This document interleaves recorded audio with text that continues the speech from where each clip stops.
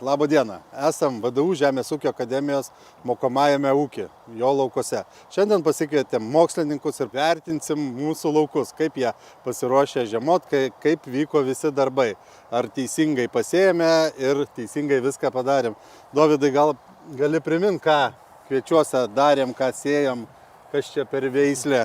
Tai kviečiuose iš pat pradžių tai veislė buvo etana, o darbai, kas buvo daryta, tai priesėlis buvo rapsai, tai rapsų pabiros buvo suskustos.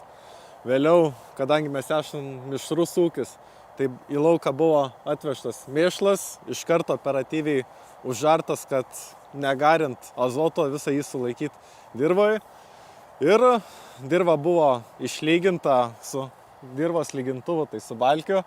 Tuomet, kadangi dėl mažo sąlyginai drėgmės kiekio šiek tiek pasidarėm grumstų, tai dirvą pravažiavom su tankinimo volais, dirvos tankintuvu. Ir tada rugsėjo 13-14 dienom pasėjom kviečius. Tai sėjos norma buvo 4 milijonai augalų į hektarą. Sėjom apie 5 cm giliu. Ir realiai, kas dar rudenį padaryta, tai kviečiam išauginus jau 1-2 tikruosius lapelius buvo nupurkšta dirvinių herbicidų pontos 0,64 litro į hektarą normą. Tai laukia mūsų mokslininkų ir žiūrim, ką turim.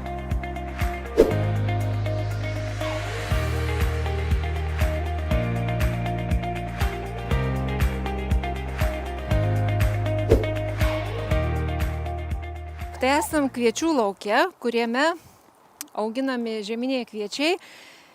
Pagal išsivystymą augalai yra krūmijimosi tarpsnyje. Pasėlis gana tolygus, dominuoja augalai, kurie išsikrūmyja ir turi 3-4 šalutinius ūglius. Bet yra vietomis augalų, ten, kur tankiau pasėta, tai yra krūmijimosi tik pradžia. Krūmijimosi mazgas suformuotas, bet šalutinių ūglių dar tik tai pradėję auginti. Pagal išsivystymą augalai žiemojimui pasiruošia optimaliai. Šiuo metu praeina grūdinimosi laikotarpį, nes žieminiams kviečiams yra būdinga, kad praeina 2 grūdinimosi etapus. Tai pirmasis etapas, kuomet temperatūra krūmijimosi mazgo aplinkoje pradeda žemėti nuo 8 laipsnių iki 0.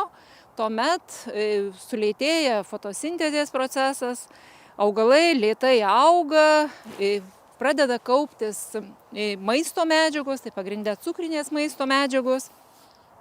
Na ir tuo būdu augalas tokias atsargas pradeda kaupti nepalankiam žiemojimo laikotarpiu. Ir tas pirmas grūdinimosi etapas trunka apie 2-3 savaitės. Antrasis grūdinimo etapas prasideda tuomet, kada jau pasireiškia neigiama temperatūra ir neigiama temperatūra būna 5-7 laipsniai ir pradeda dar žemėti. Čia jau vyksta fiziologiniai procesai pačiame augale, pradeda kaupti specifiniai baltymai, lipidai, kurie didina ląstelių sulčių koncentraciją.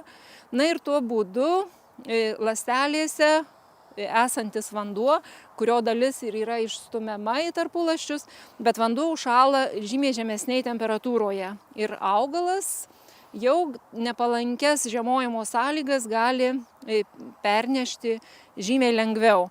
Ir šitas antrasis grūdinimosi etapas optimaliai trunka apie 1 savaitę. Tai dabar mes ir esame sąlygos, kuomet augalai yra pirmame turbūt grūdinimosi etape, nes temperatūros buvo lapkričio pradžioje gana dar aukštos, bet jau palaipsniui žemėjant, tai šiuo metu būtent tas laikotarpis, kada augalai jau ruošiasi žiemojimo laikotarpiui ir tikėkimės, kad tas sąlygas augalai būtent tokiame, kaip išsivystyme, kokiame dabar jie yra, jie atlaikys optimaliai ir pavasarį matysim gražų pasėlį.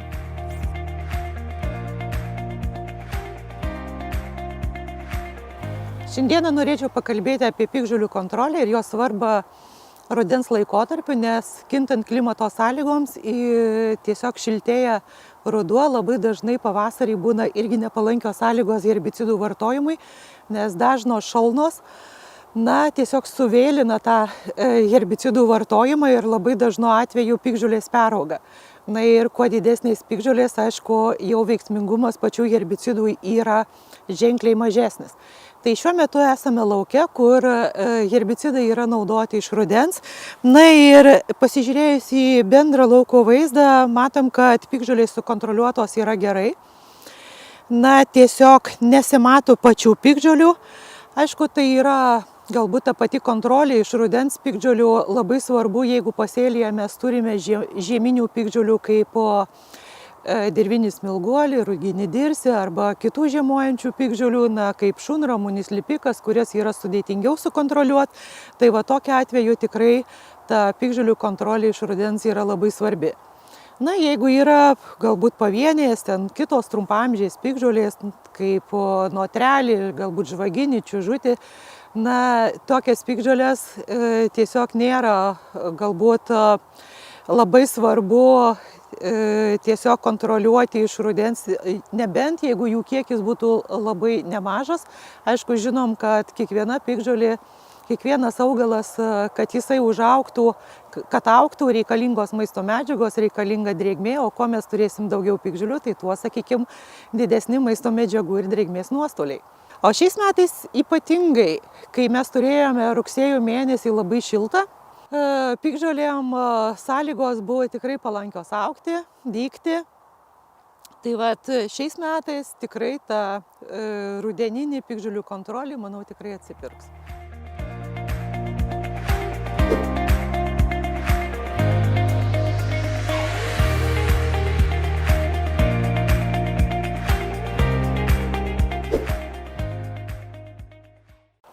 Iš tikrųjų mes stovime ant pačios ribos, kuri yra, čia matome ariminė technologija, o šitoj pusėje neariminė technologija. Ir labai aiškiai matosi skirtumai. Skirtumas, pirmiausia, yra toks, kad mes čia matom labai gausiai tiesiog buvusių pabirų. O jeigu pasižiūrėti į ariminę technologiją, tai tų pabirų, jeigu ir matom kur ne kur, tai labai minimaliai. Ir iš tikrųjų dabar kuo tos pabiros gerai ar blogai, sakyčiau, galbūt tai nėra gerai, dėl to, kad kuo daugiau pabirų, tai rapsai tiesiog gali prasčiau įsivystyti, būti smulkesni, o tuo pačiu, sakykime, augalas gali ir ištysti. Ir labai svarbu tiesiog ar augalas, tas ištysimas galbūt labai svarbu augalo pasiruošimui žiemoti. Nes jeigu augimo kūgelis yra daugiau negu 3 centimetrai, vadinasi, jau, sakykime, augalas yra perėjęs į stiebo augimo tarpsnį ir jau yra labai didelė rizika, kad augalas gali neperžiemoti, augalas gali šalti. Tai yra labai svarbu sukontroliuoti piktžolės, tuo pačiu ir pabiras, kad tiesiog augalai neištystų arba tiesiog, kad augalas tinkamai pasiruoštų žiemoti, nes kai kur vėlgi ne tik tai, kad matom tuos trupučiuką ant ribos galbūt augalus, bet tuo pačiu matom, kur daug pabirų ir pakankamai smulkus augalai. Svarbu kontroliuoti. O aišku, dabar ką mes matom, kad pabiros jau tikrai yra paveiktos herbicido, nors jų yra ir nemažai ir, sakykime, pakankamai aukštos, galbūt ir padarė tą savo negerą darbą, bet kokiu atveju, jeigu jos sunyks, tai vis dėlto organinė medžiaga, tai irgi niekur nedings, grįš į tą pačią žemę.